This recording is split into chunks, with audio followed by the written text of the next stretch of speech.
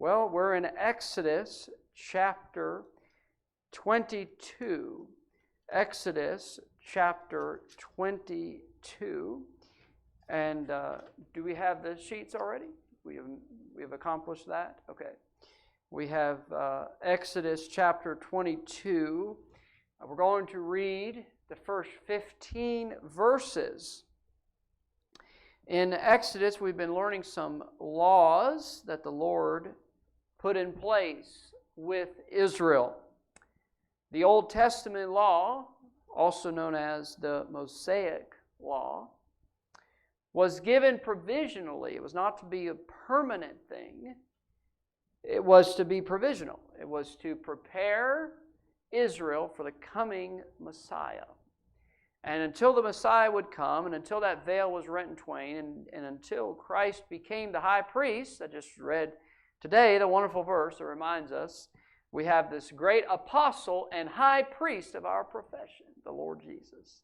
He is our high priest, but before Christ came and before He became our high priest, then of course we had the law in place that would seek to deal with sin and atone for sin and things of that nature, and before the final answer actually came. So it was provisional, it was temporary, but nonetheless needed.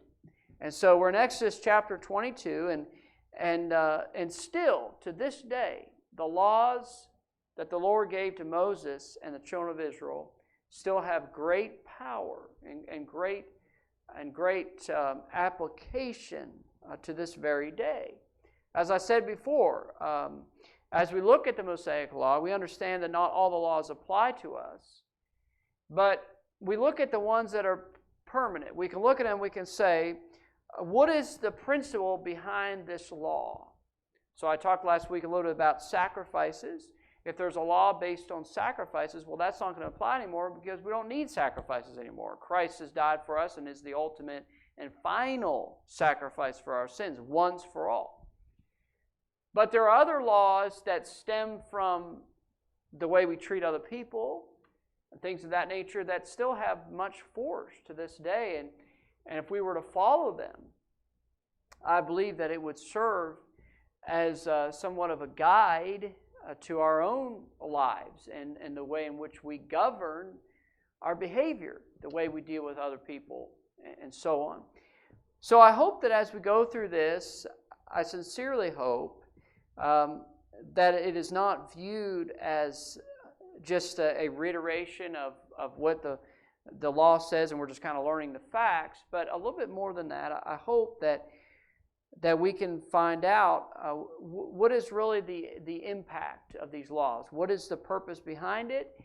And how can we take these things and learn from them as we live our own lives? So Exodus chapter 22, by way of introduction, we dealt with laws concerning servants, servitude, and the way in which masters and servants would interact and how masters could properly treat their servants. There's ways that they were not to treat their servants. We learned about those who murdered or assaulted others. There's laws associated with all of that. And in chapter 21, the idea of the eye for the eye is that a person, if they commit something against another person, then that same thing was to be their consequence. And so that was to be carried out by the government, by the executioner or the avenger. It was not to be carried out by the person to whom the deed was done. In other words, if someone was hurt, it wasn't their duty to hurt the person who hurt them. But it was the duty of those in charge and the judges and really those who actually were the prosecutors. It was their job to ensure that punishment was carried out. And so that's the way that was set up. We learned kind of the last thing that we closed with last week had to do with the price of a servant. The manservant, the maidservant.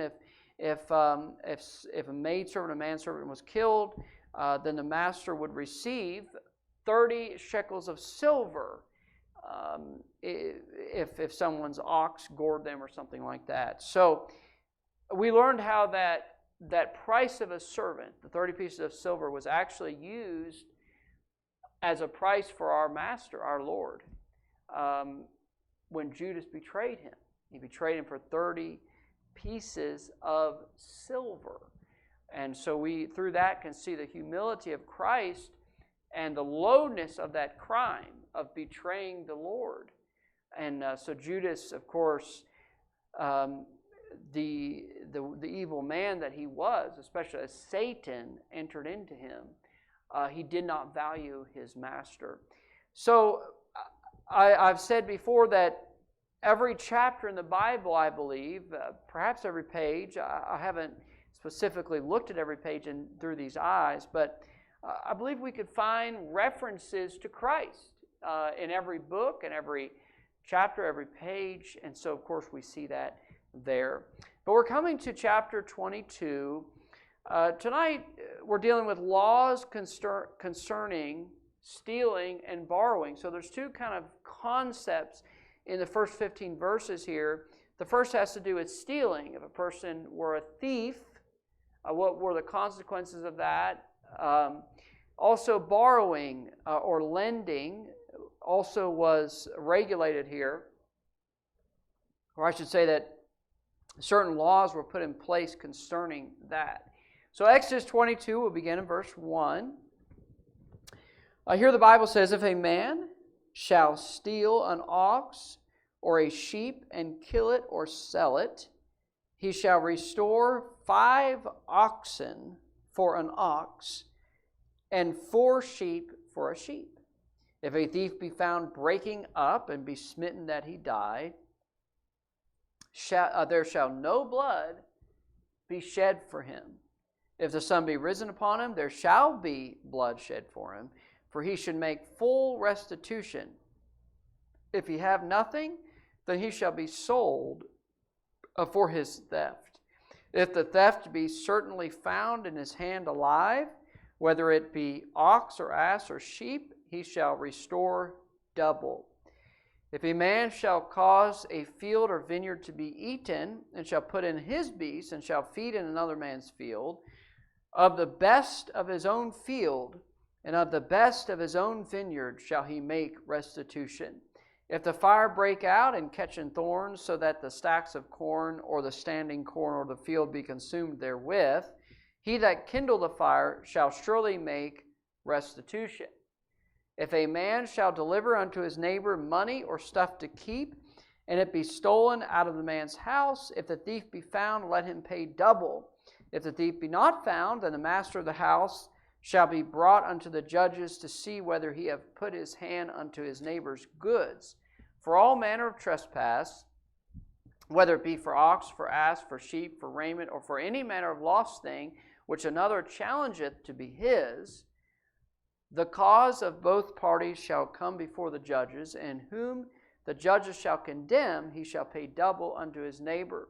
If a man deliver unto his neighbor an ass or an ox or a sheep or a beast to keep, and it die or be hurt or driven away, no man seeing it, then shall an oath of the Lord be between them both, that he hath not put his hand unto his neighbor's goods, and the owner of it shall accept thereof, and he shall not make it good.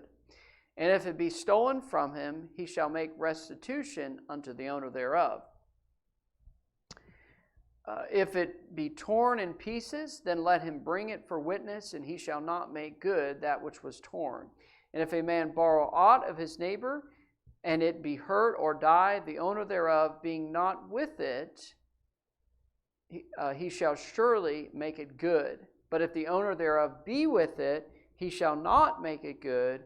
If it be an hired thing, it came for his hire. So we're dealing with laws concerning stealing and borrowing.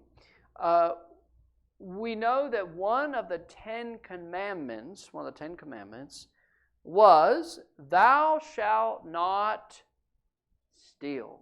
That's right. Thou shalt not steal. So the Lord made a law that without exception there should be no stealing. Stealing would be someone who unrightfully takes from another person what belongs to that other person and claims it for themselves. That is stealing. Stealing could involve money. Stealing could involve the taking of another person's possessions or another person's goods. It could be a sheep, it could be an ox, it could be corn in the field. It could be anything. They could steal a servant. They could steal a person's wife. They could steal a child. They could steal anything. They could steal all sorts of things. And the Lord deals with those things. Now, there's some times where something can accidentally be lost. If you're anything like me, there have been times in your life where things have accidentally been lost, okay? And sometimes things happen. You never find them. You don't know what happened. You don't know who did it. You don't know how it happened, and you probably did it yourself without remembering it. But nonetheless, those things can happen. You may lend a person something. They're in charge of keeping it while you're away, and something happens to it while they're gone. All those sorts of things are actually dealt with here. It's a very specific system of laws here where the Lord tells exactly what should be done if this happened or this happened. Now, someone might say, well, why does there need to be a law for every little thing? Well, if there's not a law for every little thing, then people will make up their own laws for every little thing. And so instead of that, the Lord just gave us laws for each of those things. And really it does cover most scenarios. Any other scenario outside of what the Lord really prescribes here, I'm sure could be ascertained through these laws. And so that's what the judges were for. The judges were set in place to basically take cases that were difficult and figure out what is right, what is wrong, how we should settle this case. And so judges were set in place for that. Now remember when Jethro, Moses' father-in-law, came to Moses there in the wilderness and saw the way things were done and how Moses was from morning till evening trying to adjudicate between people. There Jethro says to him, well, you ought to have other judges who can deal with these little things, because there's always little things that will come up between people, and they need a judge to help them to sort it out. And so the judicial branch of government is something that the Lord put in place. There were judges to decode those difficult matters that oftentimes could be a cause of disagreement between people, and how this should actually be dealt with. And so the judges were for that purpose. So as we kind of go through this, I think that we can understand the purpose behind some of these laws, and I hope that we can bring some of that out today. As we're just looking through this, these are laws not just to enumerate one after the other, but as we really look at it, I think we can see purposes behind all of them. So let's talk through some of these. Number one, we'll look there at the sheet here. Number one, how many oxen would a man have to restore if he stole one to kill or sell? 5 is the correct answer. He says that 5 oxen had to be restored. So God views stealing as not just a sin where, okay, well, if I stole it, I need to give it back. But instead, because you stole and took from a person and caused heartache and hardship and caused injury or whatever else associated with that thing, they were to actually compound that and give 5 oxen if they stole one. And so we think about the little man in the New Testament. His name started with the letter Z. Anybody know that man's name? Zacchaeus, right? And when Zacchaeus came to the Lord and really came to believe in the Lord and accept the Lord Jesus and actually became a follower of Christ, that changed his life. And he said, half of my goods I give to the poor, and if I've taken anything from any man, I restore him. Do you remember how much he said? He said 4-fold. I restore him 4-fold. He understood that really, if you've stolen from people and caused them to lack something that was rightfully theirs, he understood that that actually requires a compounded, multiplied restitution. It's not just giving back what you took, but more than that. And so that's really how the Lord viewed that the whole idea of stealing. So, along with that, question number 2, how many sheep would he restore if he stole one? 4 is the answer. So we have 5 oxen had to be restored if one was this is just the laws that the Lord gave. And then 4 sheep had to be restored if he stole one. Now, he then gives this scenario that a thief were to break in someone's home or whatever, but we'll use that as an illustration. That if he was to break into someone's home and the man of the house, whoever it was, tried to stop him and maybe killed him in the process of stopping the thief, the question he would have here is, if a man broke in to steal, would there be any guilt on the person who killed him in the act? Yes or no? The answer was no. That if a thief was coming in the house and that man got out of bed and he whatever he did to stop that thief, and the thief was killed in the process, he says that no blood would be shed for him because that's what he deserved because of the sin of theft. However, if you look further down, if the sun be risen upon him, there shall be blood shed for him, for he shall make full restitution. If he have nothing, he shall be sold for his theft. So the idea here, from what most would say, is that if a thief broke in at night, he could be killed, there'd be no blood shed for him. If a thief were breaking in during the day and you had the ability to stop him without killing him, at night things are different because you may not see or whatever the case may be.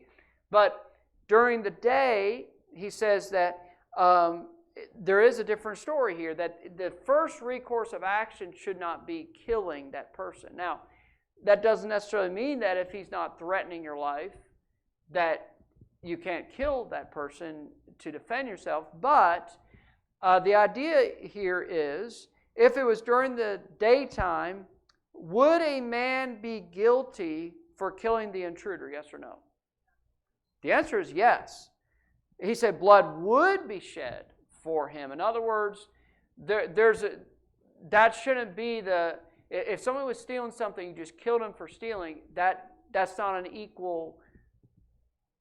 there's not an equality there between the man just stealing something in broad daylight that he shouldn't have and then being killed for it. Instead, the punishment ought to be restitution. So, question number 5, why was this the case? Now, I've inserted a little bit of my own thoughts here, but remember that the thief during the day and during the night can be a different situation. At night, you don't know what's going on. A man's coming in. He could be about to kill your family. And in that case, the Lord said, there's no guilt if you kill that person. So why was it true that he would be guilty if he did it during the day? A, because the thief may not have intended to murder. B, because the thief could still make restitution. Or C, both of the above. What's the consensus on that? A, B, or C? C. That's correct. Yes. So you say that the thief may not have intended to murder, but I thought it was the other way around. The thief was the one being murdered. Right, but what I meant to say, and again, this is a little open-ended. As I said, I did insert a little bit of my own thoughts here, that I think what he's meaning to say is during the night, you have no idea what the motive is, right? A man comes in, he could be about to kill you. Versus if it's during the day, a man that's stealing something may be stealing because he's hungry, or he may be stealing because he doesn't have anything or whatever, and he has no intentions to kill, and so it would not be an even restitution to kill. That was my thought on that. Now, at the same time, though, also, as she brought out, the man who stops the thief, he may, even at night, he may not be intending to kill the man, but he stops him and he's killed in the process of it. Versus during the day, from the understanding that I have of this verse, and looking at what some others said, it seemed to me that during the day, if there's a theft of something and you see that happen, that person does not need to be killed right away. Now, I think that if there is the obvious, it's obvious that he's going to kill you, I think that's different, but I don't think that's what he's talking about here, because he says he shall make restitution. So he's able to restore whatever he should at least. That's the law, that he is to restore whatever it is that he has lost. So you can kind of circle what you think is right there in your own thoughts. But that was my thought process on that. Now, with that being said, though, question number 6, if the man could not make full restitution, what must happen to him? He would be sold. So let me backtrack a little bit. This is another reason why I say, well, maybe he's saying, if a man is killing because if a man is stealing because he's hungry, well, he doesn't deserve to die because he did that. Maybe he's poor and he's trying to get something to eat. He could be so poor that he's not even able to make restitution.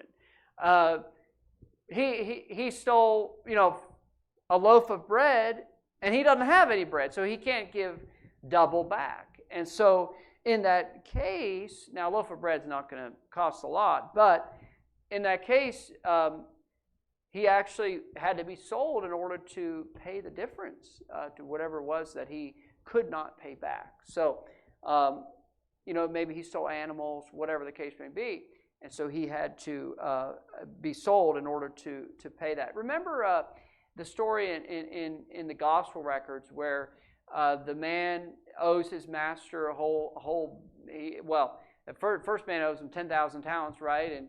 And his master commanded him to be sold and payment to be made. And so that was something that would happen at times if in this case, stealing, that a man could be sold in order to make up what he had stolen. So, continuing to look here in verse number 4, the question 7 is, how much must the thief restore of what he had stolen? Double is the answer, yes.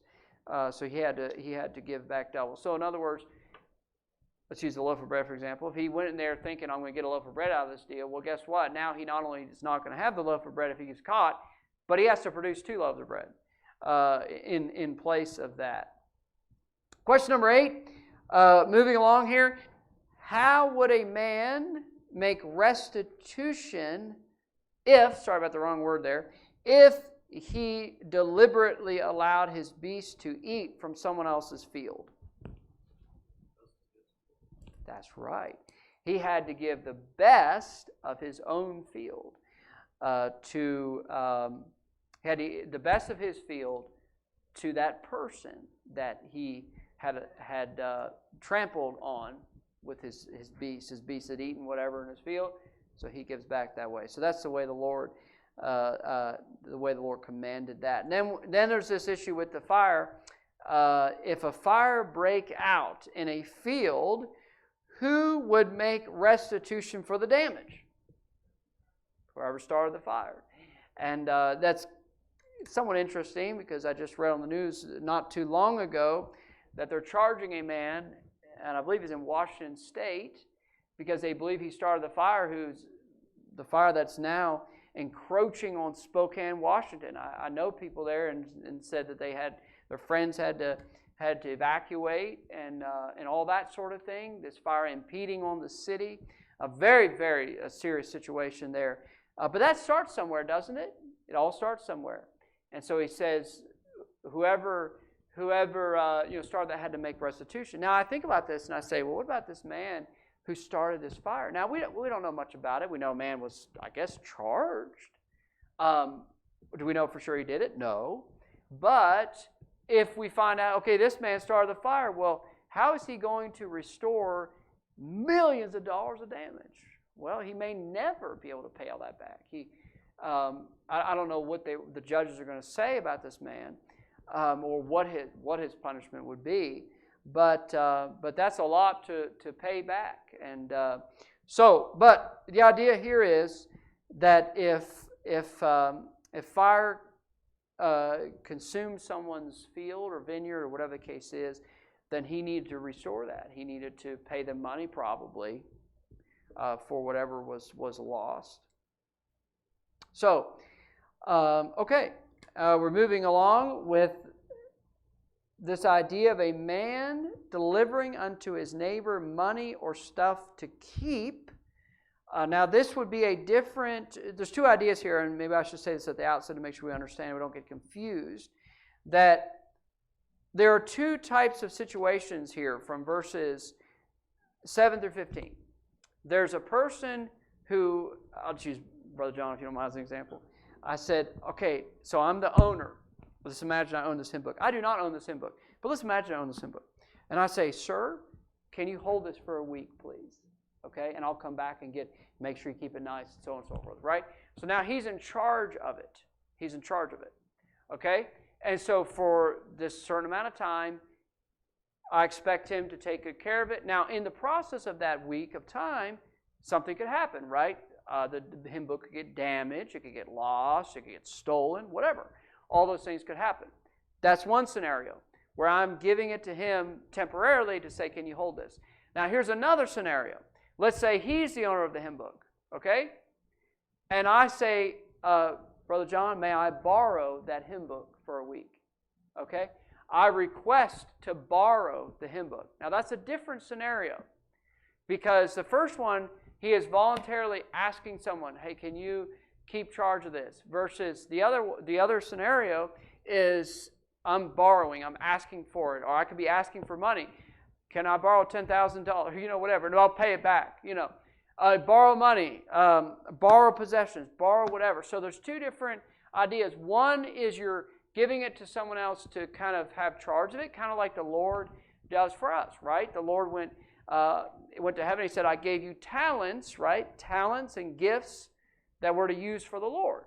So while the Lord is in heaven preparing a place for us, preparing us a mansion, He expects us to take the talents that we have to multiply them and to use them for His glory while He's gone, okay? So that's the idea of maybe you could call it stewardship. That would be a good way to explain it. Stewardship. And so we're dealing with stewardship here, but also borrowing. There are two separate things. Is my speech intelligible? So we'll make sure everyone understands what I'm saying. Okay, good.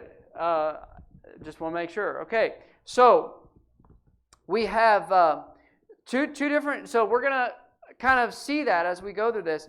A man delivers money to his neighbor or stuff to keep. It be stolen out of a man's house, and the thief be found. Let him pay double.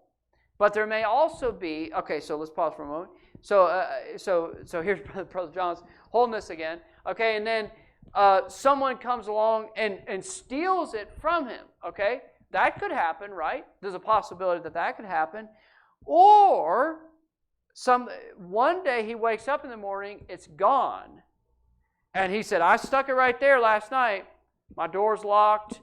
I did everything I could other than sleeping, with it in the bed. I did everything I could, but I wake up in the morning and it's gone. Okay?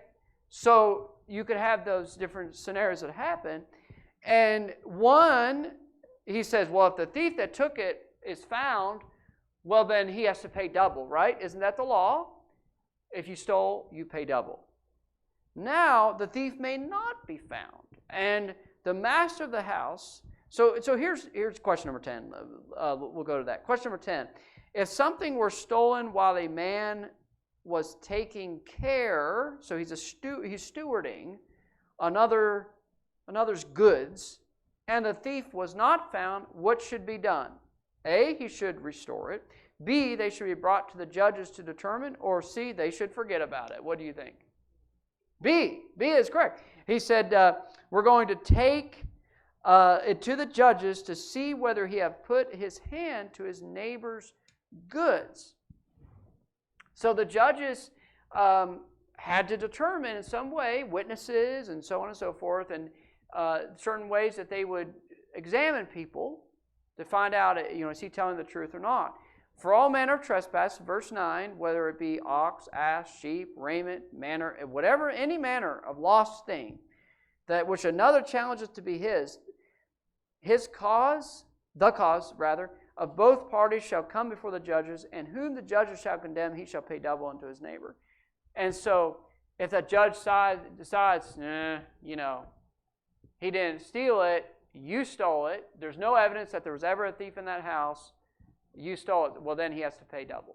So the judges had to in some way decide. Or if there was evidence that, okay, someone definitely, you can see someone came in that house in the middle of the night, and okay, well now we're going to have to find the thief. But if you can't find it, well, the judges have to determine that if there's any payment that needs to be made or anything like that.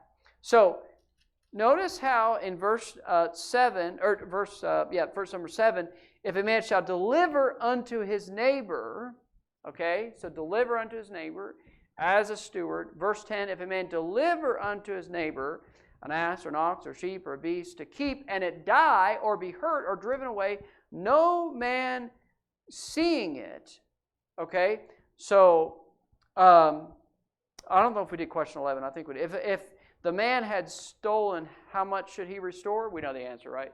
Double. He had to restore double.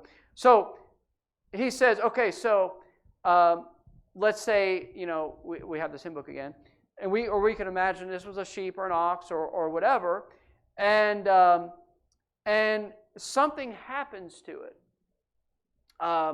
And let's, instead of the hymn book, let's imagine it wasn't a possession as much as an animal or something, and the animal got hurt. He ran away. You had him closed in as much as possible, but something like that happened. He was hurt to the point where he died. He tripped into a whatever. He sprained his ankle. Maybe had a heart attack. Whatever. Okay, we could imagine different things, but no one saw it. But maybe they found the animal dead or something like that. Okay, so what were they to do?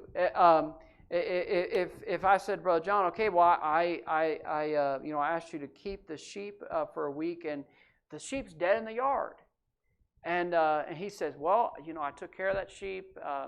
I gave him hay or whatever sheep eat, pasture, right? I gave him what he needed. I took care of him.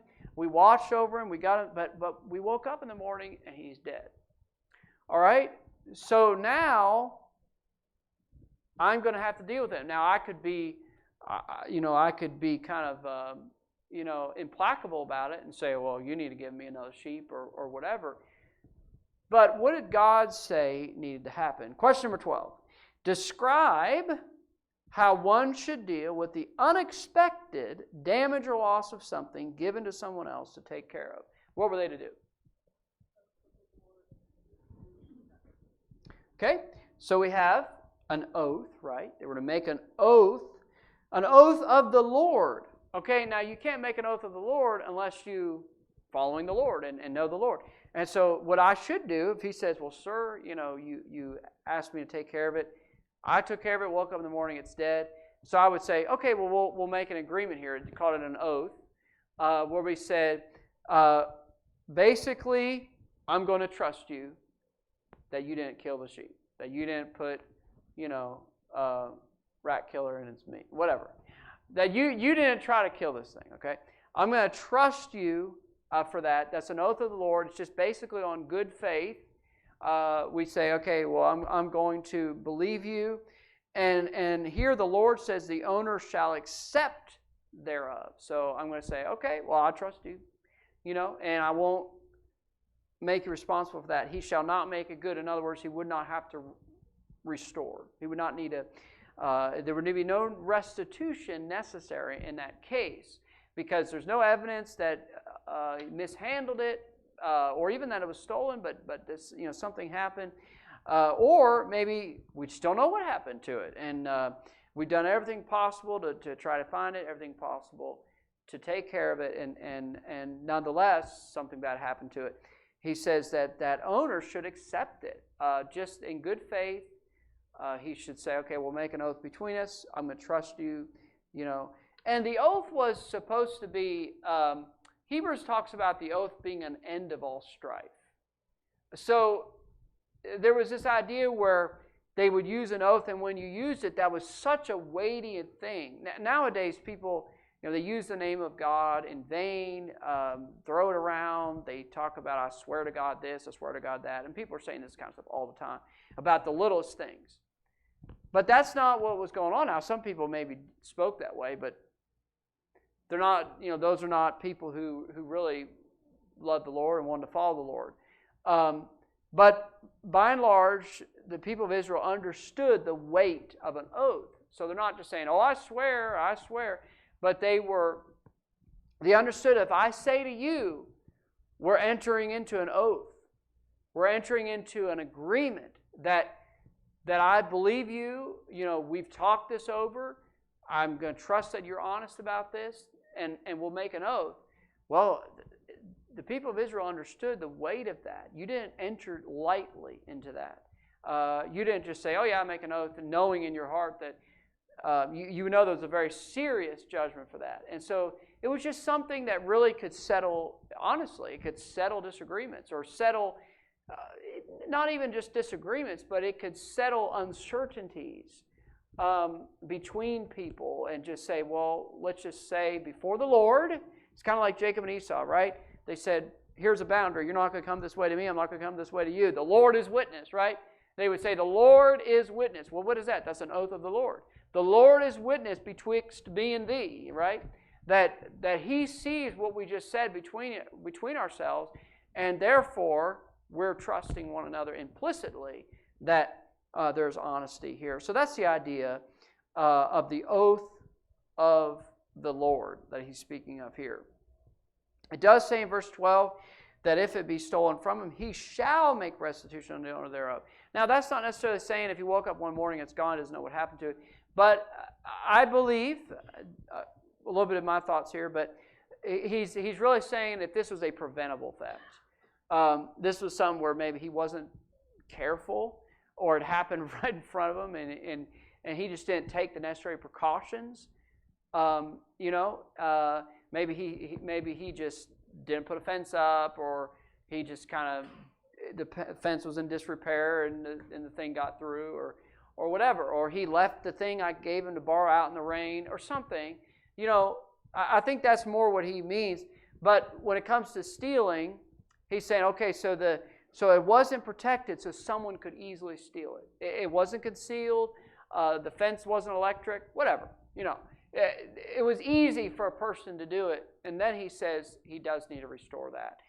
That's the way that I understand that. So that would be the difference between a person who does have to restore something that's stolen versus someone who does not have to restore something that is stolen. So then in verse 13, if it be torn in pieces, then let him bring it for a witness, and he shall not make good that which is torn. So if the sheep gets torn in pieces by a wolf, all the man has to do, he says, sir, here's the sheep, look at him now. He was torn of a beast, and he was not to be made to restore that. Now, that doesn't mean he couldn't of his own free will. He could say, well, I have 10 sheep. This one was torn of a beast. You can have one of mine. Well, that would have been a nice thing to do. He could do that, but he wasn't required to do that. He wasn't required to restore something that was torn of a beast. Okay, so now remember, so all of that we just talked about is when a man says, please take care of this for me. And then it gets lost, gets stolen, gets hurt, gets killed, whatever. But now these last two verses that we're dealing with tonight talks about the borrowing. So as I said, that's a different concept. That if a man borrow aught of his neighbor. So now he says, sir, may I borrow for a week? Okay? Not will you take care of for a week, but now he's requesting that to borrow it for a week, or whatever, that's just an illustration. If a man borrow aught of his neighbor, and it be hurt or die, the owner thereof being not with it, he shall surely make it good. But if the owner thereof be with it, he shall not make it good. If it be an hired thing, it came for his hire. So let's see if we can decode a few of these things, parse it out here a little bit. So a man borrows something from his neighbor. He borrows, let's act like we have a cow, okay? He's going to borrow a cow from his neighbor. And while it's in his possession, he says, I need a cow because, why would a person borrow a cow? I don't know. He borrow a cow because, he says, I just need some more mooing around here, right? Whatever. I'm going to borrow a cow because I need some more milk, okay? And so he's going to borrow a cow. He's going to borrow a cow for a week. And within that week, the cow is hurt. The cow dies. He says, and the owner not being with it. Here's question 13. If borrowed goods were hurt or lost, the borrower must make it good if the owner was not present, right, or with it. That's correct. So he's saying, okay, so he took the cow, he milked the cow, whatever. He borrowed it, but the cow was hurt, whatever. And so if you borrowed something from another person, something bad happened to it while it's under your care, you had to make it good. You had to give him one of your other cows, whatever. But if that cow was being borrowed by you, but your neighbor's there with you, something happens to the cow right in front of the neighbor, basically, he says, if he's present, you don't need to make it good, because if the owner can't prevent it from happening, you couldn't prevent it from happening. And so the owner should not make you restore that. The very last little phrase there, if it be an hired thing, it came for his hire. So most would say about that if a man said, okay, I need let's talk about, let's say we're going to have, we need an oxen, okay, or we need an ox. Oxen's plural, right? We need an ox, okay, to help plow the field. He says, okay, you can have it for $100, okay, $100 a day. You can plow your field with my oxen. $100 a day. The oxen trips and falls, whatever, he's hurt, he dies, whatever. He says he doesn't have to make that good, because the man who hired it, the man who required money for it, basically within that requirement is the risk that it could be lost. So basically, he's affixing a certain price for the renting of it, if you want to call it that. And so basically, the law was that he wouldn't have to restore it. If a man basically, he hired out whatever he had to another person, the person paid him for it, then if something happened to it, that would actually ultimately be the owner's responsibility, because the owner rented that, or the owner allowed it to be used for hire. So that's generally the way that's understood, the hired thing. So whatever price was given for hiring it included the risk of this could be lost, and so therefore he said